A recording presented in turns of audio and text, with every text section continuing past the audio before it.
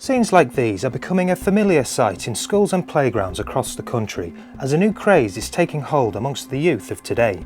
Rebellious children are abandoning their computer games and their consoles and replacing them with books. Now, for the last decade, parents and teachers have been encouraged to wean their children away from this archaic form of communication and engage them in electronic media, more beneficial for mental and physical development.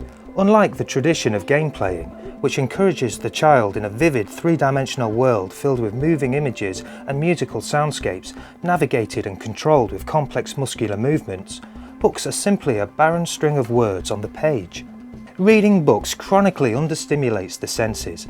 Only a small portion of the brain devoted to processing written language is activated during reading, while games engage the full range of sensory and motor cortices.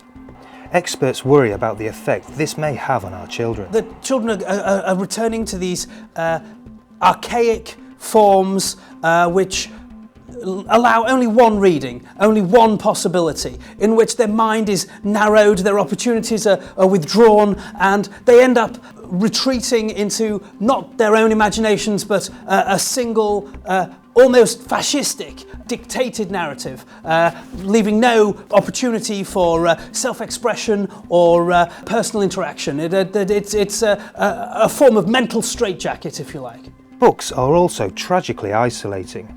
While games have for many years engaged the young in complex and social relationships with their peers, building and exploring worlds together, books force the child to shut themselves in a quiet space, cut off from interaction with other children.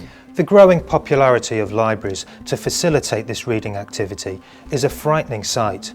Dozens of young children, usually so vivacious, so socially active, sitting alone, reading quietly, oblivious to their peers. We find with the book, you go into one of these libraries and there are children sitting silently, sullen, on their own, immersed in their own world, not interacting with each other, reading in this solitary fashion, which are just not healthy in any way whatsoever. Although many children enjoy reading books, and no doubt the flights of fancy conveyed by reading have their escapist merits, for a sizable percentage of the population, books are outright discriminatory. For a whole portion of the community, books are completely unavailable. We find a two-tier system where those who can read are separated from those who have a range of illnesses known as dyslexia. This problem was almost completely eradicated with the onset of electronic communication, mobile phones, text messaging, and so on, in which the diktats of spelling and punctuation and grammar were almost entirely swept away. But now these things are back again to plague and haunt a huge section of the society that previously had been freed from these terrible stigma. But perhaps the most dangerous property of these books is the fact that they follow a fixed linear path. For those of us raised on interactive narratives through video games, this property may seem astonishing. Why would anybody want to embark on adventures utterly choreographed by another person?